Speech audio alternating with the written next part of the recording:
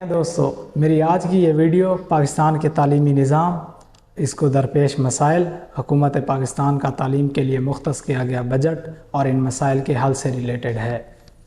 پاکستان کی کل آبادی 26 بلین سے بھی زیادہ ہے، جس میں سے آدھی آبادی انڈر 19 ہے۔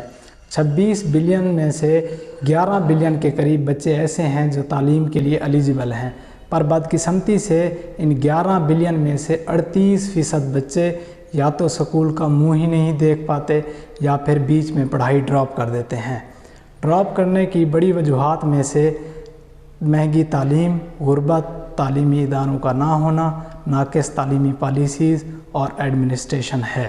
جہاں کئی سارے ممالک جیسے ساؤتھ کوریا، انڈیا، ایران، بنگلہ دیش اپنے تعلیمی نظام کو بہتر کرنے کے لیے کنٹری جی ڈی پی کا 4 سے 6% حصہ ایجوکیشن پر صرف کر رہے ہیں، وہیں پاکستان 1% سے بھی کم ایجوکیشن پر لگا رہا ہے۔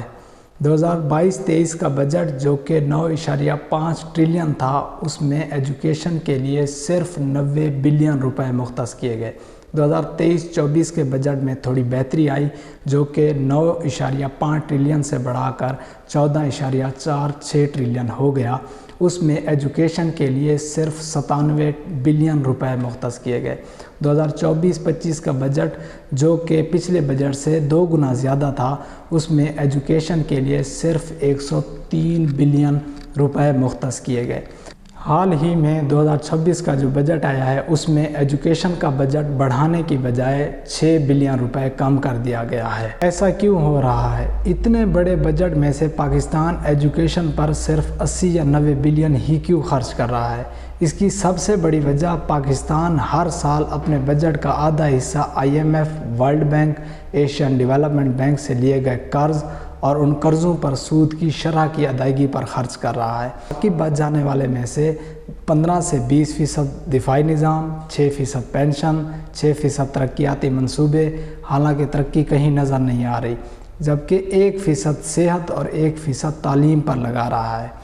باقی بچ جانے والا 23% دیگر اخراجات جیسے کہ MPs، ان کا پروٹوکول، ان کو دی گئی سیکیورٹیز، ان کے دیے گئے آسائشیں، ان کو گھر، گاڑیاں، ان پر خرچ کر رہا ہے۔ یورپ میں جب 1450 کی دہائی میں پرنٹنگ پریس ایجاد ہوئی اور جب کتابیں چھپنے لگیں، علم بڑھنے لگا، یورپ اپنے اس دور کو ایج آف انلائٹنمنٹ کہتا ہے، یعنی روشنی کا دور۔ اس سے پہلے والے دور کو یورپ اپنی ڈارک ایجز بتاتا ہے۔ 1980 کی دہائی میں رائٹ ٹو ایجوکیشن ایکٹ پاس کیا۔ پاکستان کے 1973 کے آئین کے آرٹیکل 25A میں یہ لکھا گیا ہے کہ ہر 5 سے لے کر 16 سال تک کے بچے کی تعلیمی ذمہ داری حکومت پر ہوگی۔ اس پالیسی پر عمل 2010 کی 18ویں امینڈمنٹ میں کرانے کی کوشش کی گئی، جو کہ آج تک کامیاب نہیں ہو سکا۔